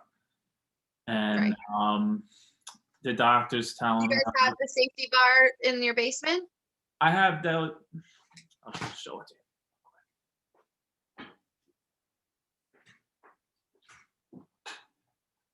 Oh yeah, you have the attachments that go on the bar to like make it a safety bar, right? And the reason why I use this is because it's more relatable to, like, you know, like a competition squat. But, right. Right. So at least she can still squat. Yeah, she's squatting with that and she's doing really well. Yeah. And once she squatted, she got her hand behind the bar, she squatted, and like the strength was there, you know? Yeah. But it's really, you know, it sucks because she's like you know, we always joke when we go to competitions, everyone's like, oh, thanks Mike for bringing Jill, you know. You know, no one cares that I'm there, but and but the doctor wants to like reroute her bicep like to like the other side of her shoulder or something like that. And you know, sorry, my kid. Well, like you, it's okay. No, I've never had surgery before, right? So to me, I'm like, well, I would just do that, right? So I could keep lifting. Right. I had surgery before, and she's like, you know, I've been in, you know, like not able to use my arm for months, and like she's like, I'm not. She's like, I'm not doing that, you know, because she's like you, like she's gone through that surgery, you know, and she's right. Ugh. Okay. Yeah, I know. I have things that need addressing, and I'm constantly like, no, I don't want to do it now because I don't want to be down and out for, you know what I mean? Ugh, it sucks. Hold on 1 second. Sure. Gavin, can you go downstairs and do that, please? Okay, ask Dum Dum. Okay, thank you. Okay. Let's talk CrossFit. What are you? Oh, jeez. What are your opinions on CrossFit? I would personally never, ever, ever do CrossFit because I don't want to hurt myself, honestly, because it looks like an injury waiting to happen. And I know how Brian feels about CrossFit. I don't know how. I don't know. I'm gonna guess he doesn't like it. Oh God, no. But I mean, I know a lot of people who have done CrossFit. I'm actually really close with a lot of people who do CrossFit, and I can't knock the sport completely because the community that they have is incredible. Like, just insane how close everybody is who does CrossFit and how much they help each other. It's just crazy. But I mean, there's a lot of movements that I would never, like, that's not a pull-up. I hope nobody, if there's CrossFitters watching, that's not a pull-up. Well, listen, I try and pawn it off lately on people I talk to, because now, I got the NASM certificate, and I'm trying to, get work. So I'm trying to be nice, not say anything bad. Right. I'm letting you do Right. it. You don't want to rub anybody the wrong way, Yeah, but you could do it. Oh, have you ever heard of power building? no, No, power building is like a growing trend. It's like really. it's like a cross between bodybuilding and powerlifting. And you know what? That kind of makes sense because a lot of the people who powerlift, bodybuild, and a lot of people who bodybuild powerlift, actually. A lot of the girls in the WBFF do both. So Yeah. kind of makes sense. Yeah. What do you think of? It looks like you're a little unsure. I'm a little unsure if I don't think you'd be I don't think you'd be as good a powerlifter as you could be if you were just powerlifting. Maybe. On like these cuts, and worried about like your weight loss. But I mean, I guess if you want to hit certain goals, like within certain weight classes, but that's usually not the powerlifting mindset. But If you were to time it correctly, which most people would do, you would be powerlifting in your building season, and you wouldn't be powerlifting in your cutting season, basically. So it could work, and especially if someone has a real like they're very competitive and they always have to have that like end date. Some people are like that. And instead of bodybuilding all year, which would be way unhealthy, I would never do like more than 1 or 2 shows a year because it's too much on your body. So if you're only competing once a year like me, and then you were powerlifting in your building season, that would totally be feasible. And you'll still make gains in your building season when you're powerlifting because you're creating damage. So it's a different kind of building versus like hypertrophy, which is more like a blood flow and small tears. You're creating damage when you powerlift, which is how your muscles grow during powerlifting. So it still would work. You know what the problem? Like, I mean, maybe I just can't handle it. Like, cause like maybe you can't handle it. Yeah. Cause like the problem with deadlifting is that I'm done after I deadlift.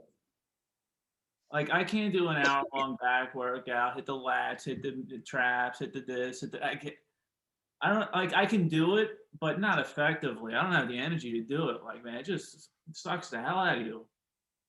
Yeah. If you had the right coach, like you had a coach that has done both and they understood nutrition enough to do both, you could alter your diet enough. Obviously don't do cardio at all in your building season, but you could alter your workouts enough that you could definitely do both. It's definitely feasible. I think that if you've never tried both, then you probably wouldn't, you know what I mean? If you've never cut like a bodybuilder or you've never lifted like a power lifter, you probably couldn't wrap your head around all of it. You know what I mean? Just because I felt like I was fat. What? Yeah, well, I have this problem where I will, I'll be on the bulk basically, like, and then I'll feel like I'm fat. Like one day, I'll be like, all right, I'm fat now, and then oh my god, and then I'll go into a cut, and I'll just basically stop eating food. Oh yeah, that's not good either. Yeah, I stop eating food until like, I don't know, basically until like I think I look like shit because I look too skinny. And then I start eating food again. And then oh gosh. Yeah, that's okay. You're like 90% of Americans. That's basically what happens. Yeah. But I think that bodybuilding and the way that we diet and educating myself on nutrition has really changed the way I eat regularly. And if you were to eat more meals, smaller meals more often, it could speed up your metabolism and things like that. And if you're eating the right foods, the nutrient dense foods and more complex carbs versus simple carbs, like you could totally like maintain a weight and still be able to power lift. I think so, right? The 2 months going up to that competition, right? I put on 20 pounds. I think that was too much. 20 pounds in how much time? 2 months. 2 months, 20 pounds. Yeah. Yeah. So I mean, if you're muscle gain, realistically, the normal well, I can't say normal person, a normal bodybuilder who's very efficient with what they do can only gain about 1/4 pound to 1/2 pound of muscle a week. Yeah. So, I mean, most of that was probably some fat content. Yeah, so I'm thinking best case scenario, I put on like 4 pounds of muscle and 16 pounds of fat. Yeah, probably. Yeah. Yeah. It's all squished right here. See, I don't judge though. Like, I think that sets me apart from a lot of people who do this like regularly, like for work. I don't judge what somebody looks like, even though technically that's what I do for a living. Yeah. I could never.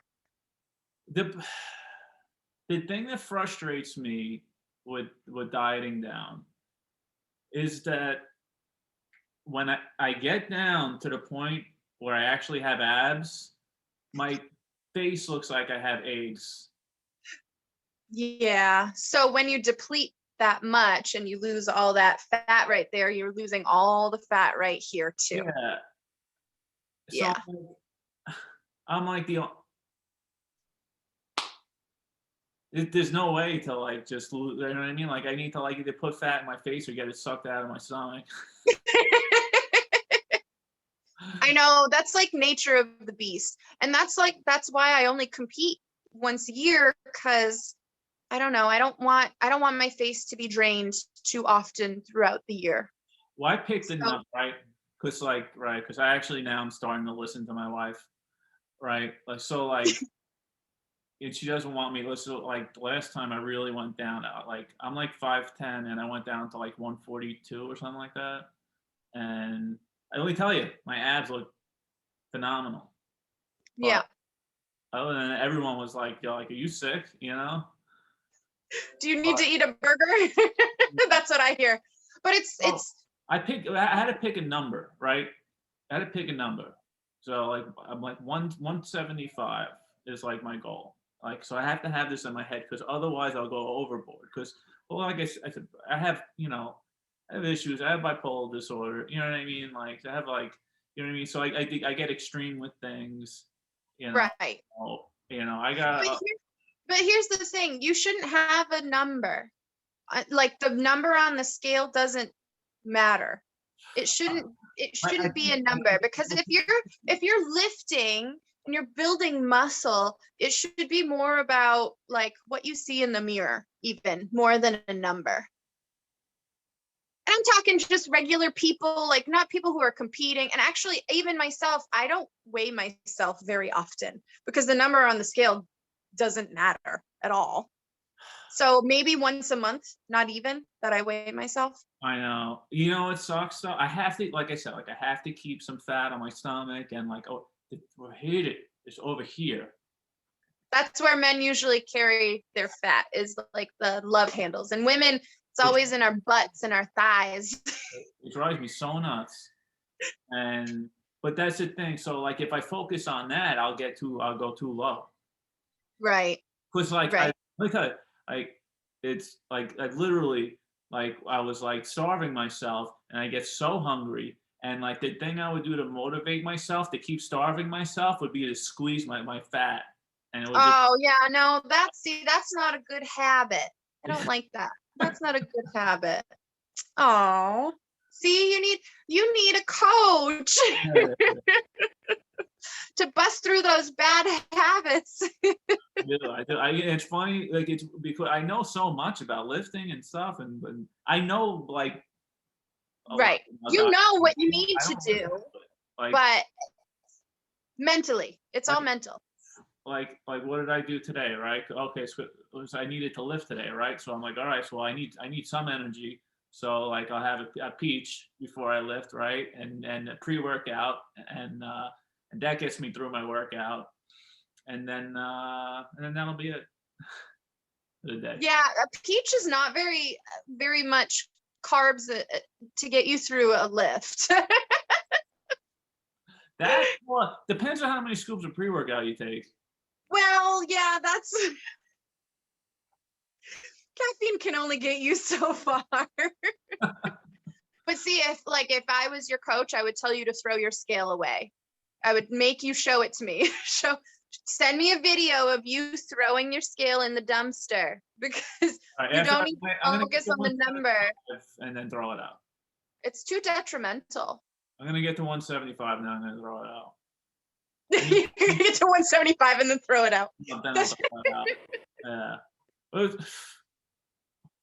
All right. I'll take, after I get to 175, I'll take a picture of my love handles and I'll send it to you once a week, and you could tell me whether I could eat or not eat.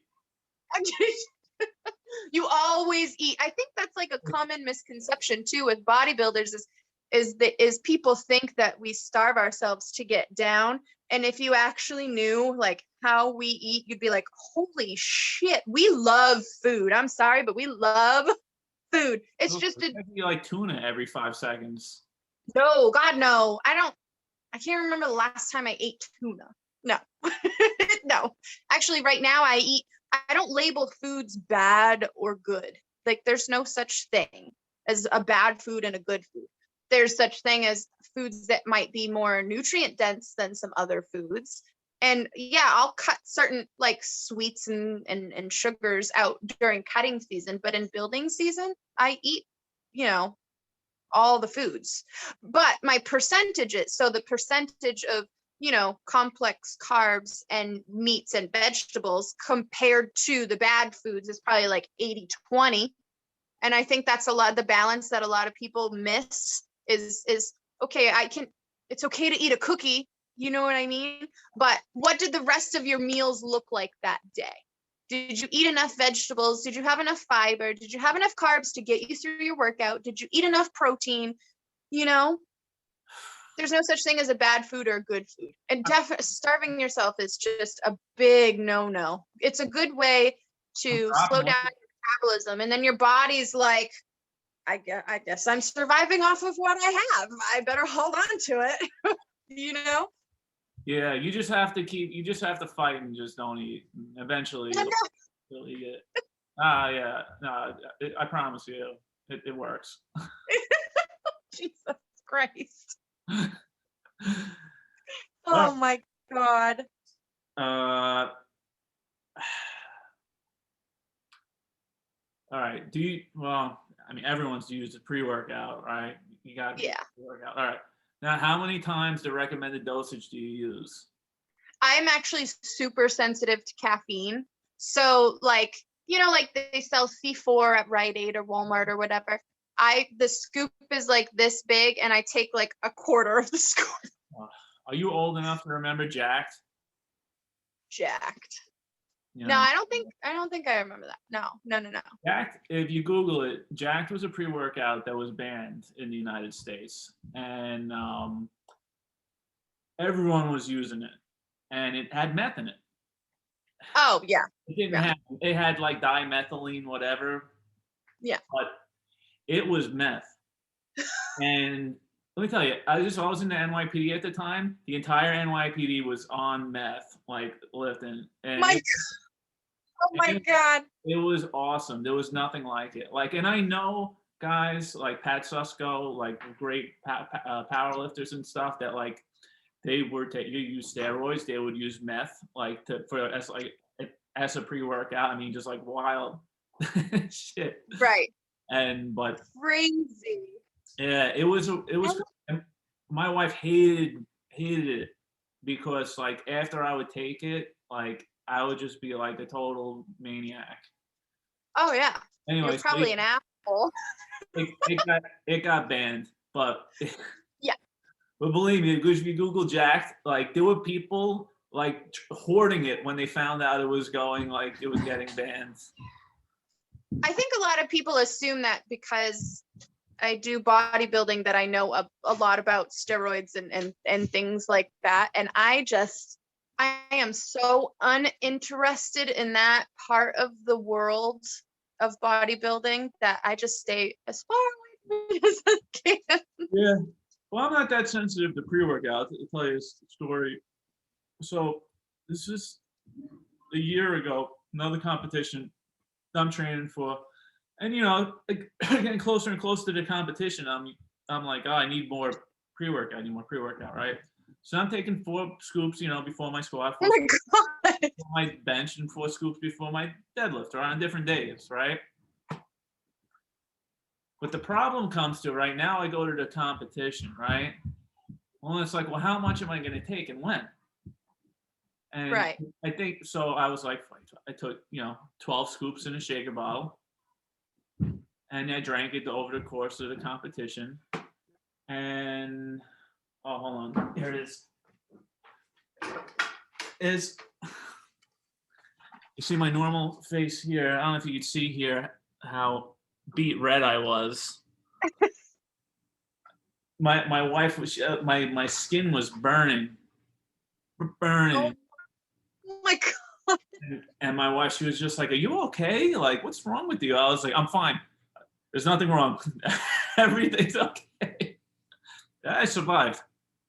Oh my God. You're still alive, but 12 scoops of pre-workout one day, live. that's crazy. Oh my God. You That is so bad. Yeah, right. Especially, right? Oh, it's more effective too when you're not eating at all, and really. Oh Jesus. I would have thrown up. All right, ammonia. You ever used ammonia lifting? Nah, right? Your bodybuilders. Nope. Yeah. That's for You because I've lifted with people who've used it, and I'm like, no, I don't know. I guess I'm like all natural. Yeah. I'm an all natural lifter. I try and, when I'm lifting something, it's all me. It's nothing else. You know what I mean? Yeah. I take 2 and I shove them up each nostril, and then I punch my nose like that, pop them both like that. Oh my God. That's how I do it. I've tried to like boost my adrenaline by, like when you like try and hit yourself or something, when you're trying to deadlift, like when you're trying to max out, and I'm, smack myself in the face before, but that's about it. I do that when nobody else is in the gym too, because it's not really a powerlifting gym either. So I think that if someone saw me like standing there smacking myself in the face, they'd be like, what the? Oh, kilter? Yeah, I killed her. Yeah, no. That's not a powerlifting gym. No, God, it's not even a bodybuilding gym, but it's a community gym. It's still an amazing gym, let me tell you. It's like what this town needed. But yeah, it's not a powerlifting gym. Brian loves that place. Well, it's because we've like created our own community. I know what I mean? love that place so much. That's why I got divorced. Oh God. Yeah, I'm serious. That's funny because my husband always talks about my boyfriend Jim. Yeah. Not Jim, Gym. Do you have any lifting traditions or superstitions? Do you wash your underwear? Well, no, I don't actually. I can't think of it. No, I don't have any superstitions or any traditions. That's probably more of a powerlifting thing, huh? Well, if the squat day lands on your birthday, you have to squat in your underwear. Oh, gotcha. I see. We got a little team tradition going on with that. Brian knows. That's a fun tradition. I don't know if we'll get in trouble for it at the gym. Yeah, you got to squat in your underwear, and then on your 50th birthday, you have to squat naked. Nice. I have a couple years till I have to do that then. Brian wasn't around for that. Unfortunately, I was with fortunately I wasn't actually there that day, but I was in college at the time where the guys were there. They had to spot him when he was naked. That is fun. I think you probably get fired for that today. That doesn't fly anymore. No. You can't do that, right? The coach spot naked. No, God, no. I mean, I have lots of pictures of naked people in my phone because, you know, some people take their check-in pictures like pretty close to naked, but nobody sees that stuff. It's all confidential. So every once in a while, now after I get to 175, I'm just gonna send you just a picture of that on the side. Nothing perverted. Just that. Just the love handle. Yeah, and you could just 2 words, be like okay or gross. 2 words. I would never say gross. I hate that. I hate when people are like, you know what I mean? I hate when people talk about themselves like that. You should always be positive, no matter what stage your body is in. Okay, well, I'm probably not going to do that. All right. So what are your long-term goals with coaching and lifting?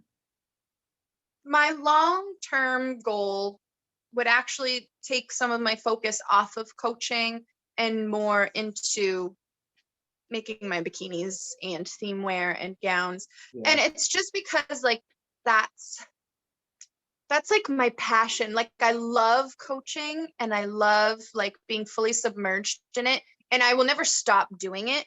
I will still have like my main people that I coach, but I plan on just having like 5 or 6 like lifers that I'm going to coach. Yeah. Maybe do some posing practice on the side just because I love Wbff posing.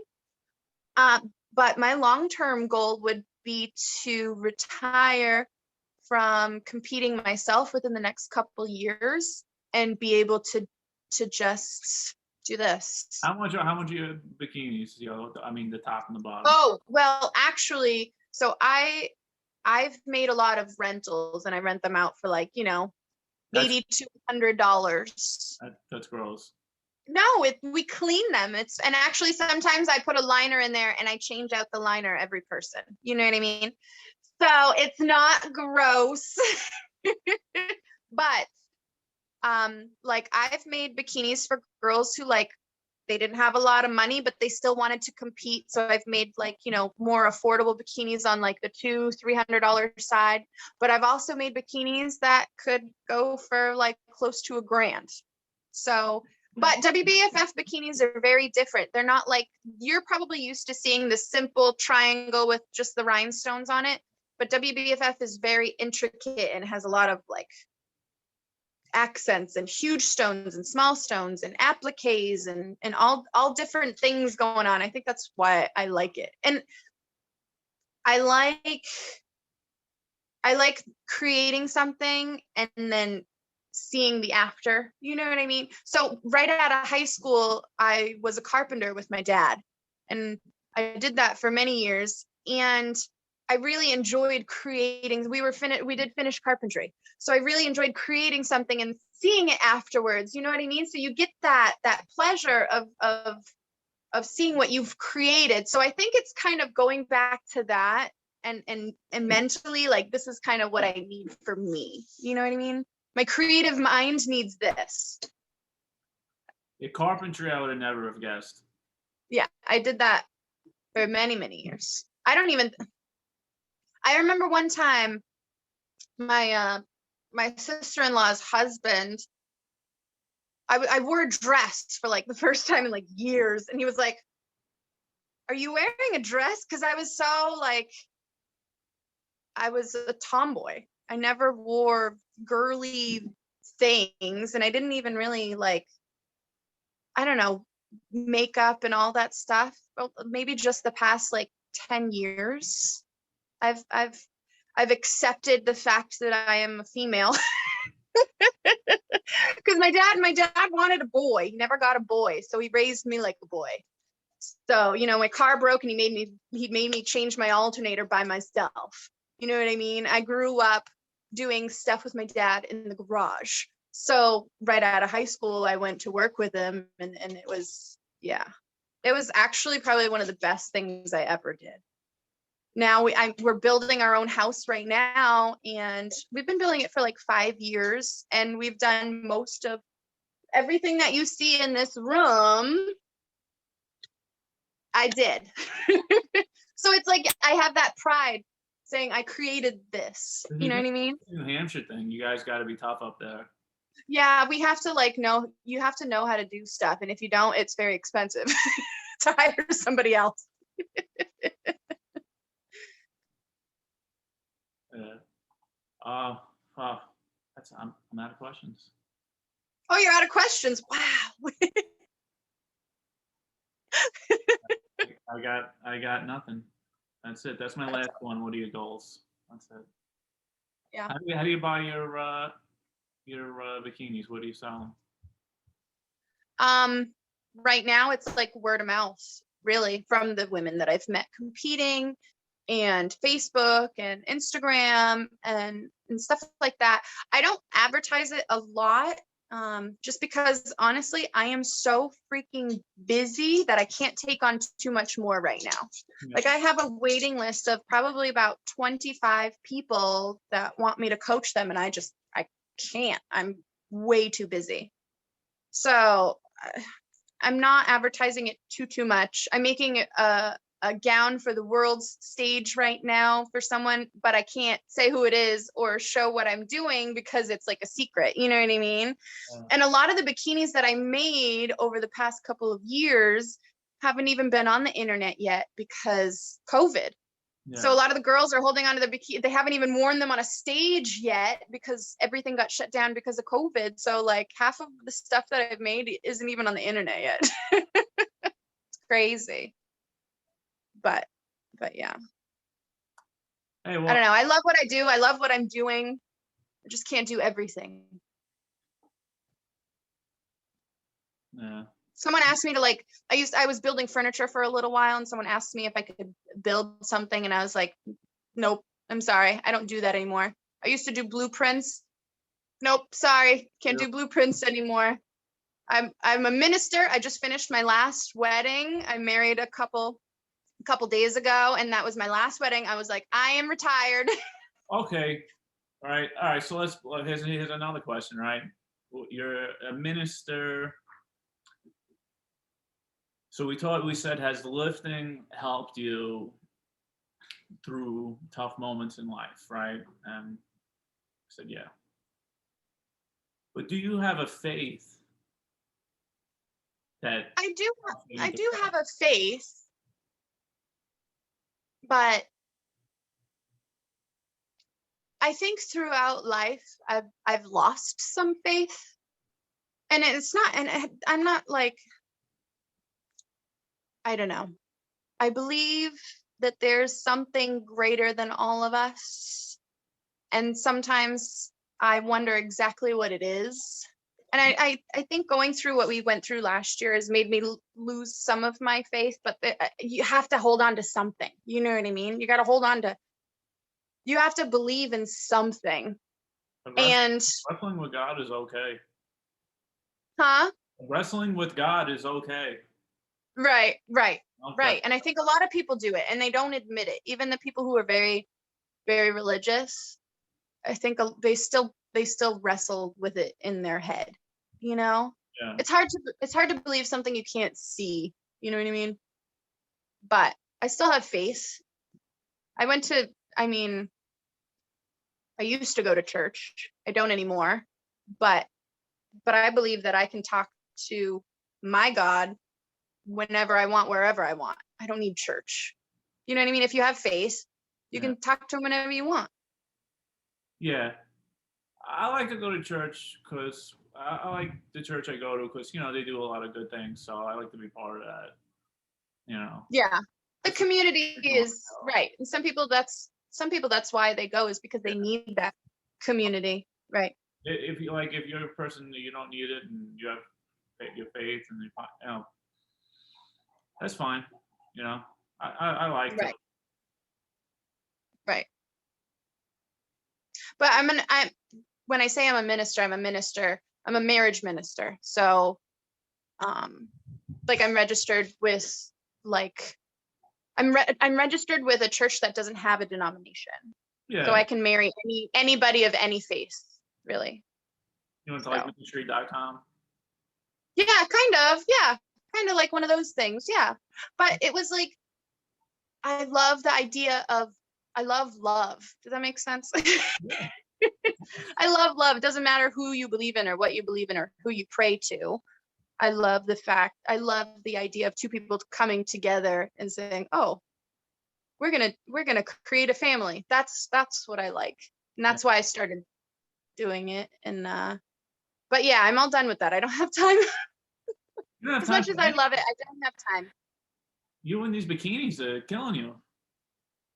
I know, but I love it. I love creating. My creative mind, my creative mind needs it. I don't know. It's my favorite. It really is like one of my favorite things to do. So The podcast is one of my favorite things to do. is it?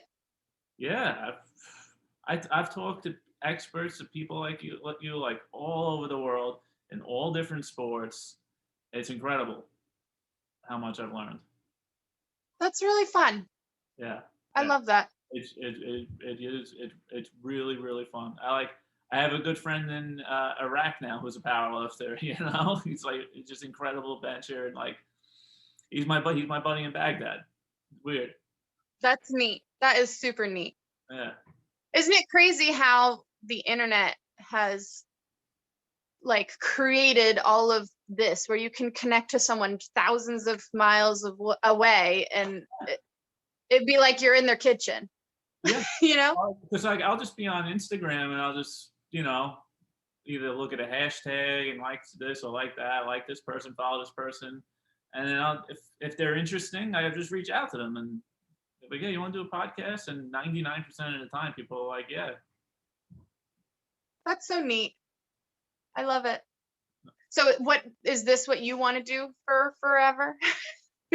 yeah, but like if I could be like Joe Rogan, yeah, make like $200 million, like yeah, that'd be awesome.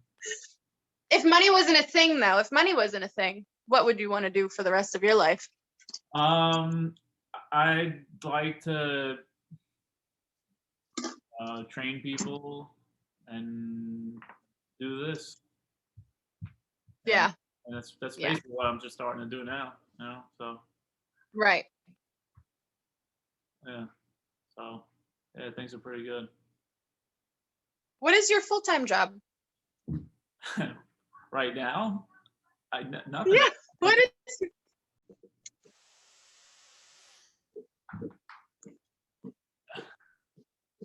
Did I lose you? Oh wait.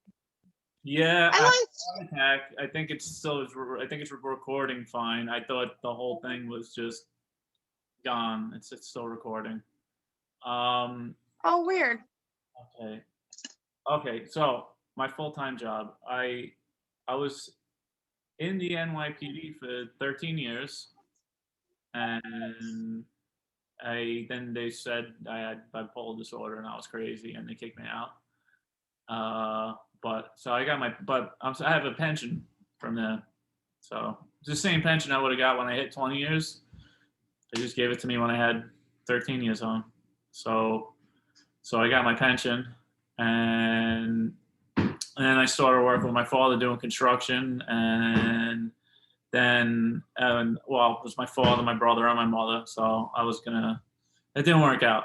So I just left, and then I started studying for the NASM exam, and I passed it. Now I'm just looking to get work with that as a trainer. Yeah. You want to be like a personal trainer, like a one-on-one personal trainer, right? So, yeah. Like a powerlifting trainer or just in general? I mean, I don't know how many people around are gonna, Right. You're going to have to figure it out as you go, probably. It's hard because sometimes you start something and you're like, oh, okay, yeah, maybe I want to do this. And then you start doing it and you're like, so you'll figure it out once you start going. Yeah, I'd like to start training people. I don't care who I train. You know what I mean? I don't care if it's an 80-year-old woman who wants to get, be able to walk better. You know what I mean? Like, Right. I got no problem with that. Like, I know a lot of powerlifters, like, I'm a shitty powerlifter. I know a lot of like famous powerlifters, big time powerlifters that and they always say the same thing. They're like, they can't train people that aren't like serious lifters, They're just like, I can't do it. I can't deal with people. But I don't, I don't, I, I don't mind it. I think I probably Yeah. frustrated with people that didn't want to follow the program, It's hard too to try and get people to do what you want them to do. Because you could tell somebody till you're blue in the face what you want them to do, but whether they're going to do it or not is yeah. the question. Well, And sometimes you can't control it. And that's another thing that's hard about coaching is like trying to get over the fact that not everybody's going to listen to you.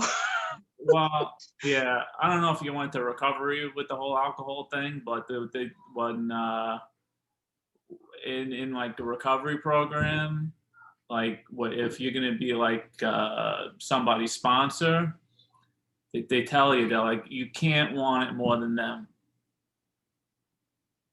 because I had somebody here who had same issues as me, and and he was coming to my house and he was lifting, and he was it was helping him. It would always improve his mood, and then he just disappeared. And I'm just like, like, what did I do wrong? And it's like I feel bad. I'm like, did I fail him? Like, did it? And I guess I guess you got to learn to deal with that. Sounds like you're going to have the same problems that I have. Is becoming emotionally invested in like you said, like almost like you're blaming yourself if somebody doesn't do something perfectly or they don't achieve exactly what they want to achieve. That's the hard part, is like separating yourself from somebody else's emotions. Yeah, and like finding the line of like, did I do something wrong, or you know what I mean? Like, I know me. I say a lot of offensive things, so I can see saying something stupid. I got a big mouth, So, but usually people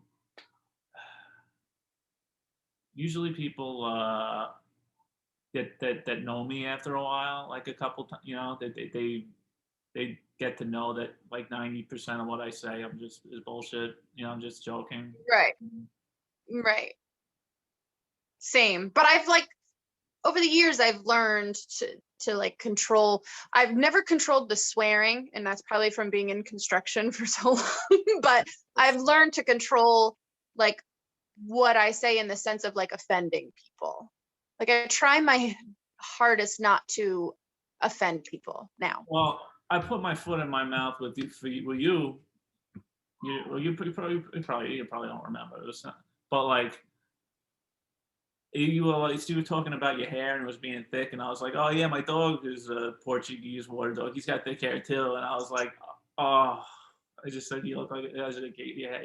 You know what I mean? Like you could have took that like, oh, he said I have dog hair or something. You know what I mean? Like you didn't, but I was like, oh, I don't get offended very easily, so I wouldn't have taken it that way. But I know what you mean by like putting your foot in your mouth. I was like, oh shit. Well, because it's like word association. I'm Portuguese, and the first thing that comes to your mind is a Portuguese water dog. You know what I mean? Even though they don't really have anything to do with each other, it's the word association, and everybody does that kind of stuff. It's not. I know, but right. But a lot of people take offense to like bullshit. Right. But you'll find the right people too. Once you start training, you're gonna mesh with some people and you're not going to with others. And the people that leave, it benefits you. And I had to learn that too. If people leave, Yeah. it's not always a bad thing. It can benefit you and the other person. If you don't jive with someone, you can't train them. It just doesn't work. I noticed You when I was know? in college, like I jive to like the old women, man. They liked me. They like getting trained. They're like, you can ask my wife about this one, man. Oh, we. I can't. That's great. I can't get into the nickname that they used to call me in college, but we had this old lady, the professor, thinking that was really my name, and it was going over her head. It was Oh no. great. I couldn't. I'd let my wife tell you the story. I couldn't tell you the story. That's great. Are you friends with That'll her? be a podcast for another time. Are A you friends with her? podcast that people have to be invited to. Are you friends with her on Instagram? Your wife? I don't think so. Yeah, JM Naziri. Or I'll just send you her link. The link to her. Yeah, send me the thing and I'll go find her. Yeah. She's a great lifter. She really is. And she got a PhD in English. She's like a world-class lifter, and she's beautiful. Aw, I love it when men talk about their wives. That makes me so happy. Yeah. Because you should have pride in who you're with. You know what I mean? And she sounds like an amazing person. I'm excited to meet her. Yeah. Hopefully someday. I really got lucky. I really, I put her through hell. I really have. Oh, man. We've oh man, all the shit with the mental health and stuff and whatnot. Right. But she stuck around Yeah. because, she Yeah. loves you. So that's great. I love that. I love. I'm so corny. Well, hey, it was great meeting you in New Hampshire, and this podcast was awesome. It was really great. Right. I learned a lot about. I love talking to you. And that powerlifting meet was like, I had the time of my life. I don't know if you watched some of those videos when I invited you to the Dropbox, but you can hear me yelling in like every single video. I love cheering for people. You gonna go to the next one? Probably, if it's local enough, I'm gonna try. Yeah. Yeah. He's now. What's it, Connecticut, I think? No, he's doing it in New Hampshire. He's doing one. Yeah, but not for a while. Isn't the next local-ish one to New England, like Connecticut or I think so, yeah. Rhode Island, maybe? Yeah, something like that. I think that guy who has that team, whatever. Oh yeah. Yeah. I don't know. I've never been to any of his meets. We usually are in Pennsylvania, New Jersey. Gotcha. We're like, yeah, because like it's just like we know the meet directors. We know I don't know, just like tradition. Like we've been going to this one meet every year around Christmas time in Pennsylvania, right in the middle of Pennsylvania. It's just been doing it almost for 20 years. Yeah. I'll definitely be there if there's a New Hampshire one. Like I will cancel all my plans because I'll probably be helping again. And I don't know if I'm not videoing again, like last time, I'll probably be doing something else just because I like to be submerged in that world. And I just love it. I love it. Don't forget, wash the bikinis. Yes, they get one. I'll send you a video of me washing my last one from the Bahamas. Have a good night. You too. I'll see you later. Bye. Bye.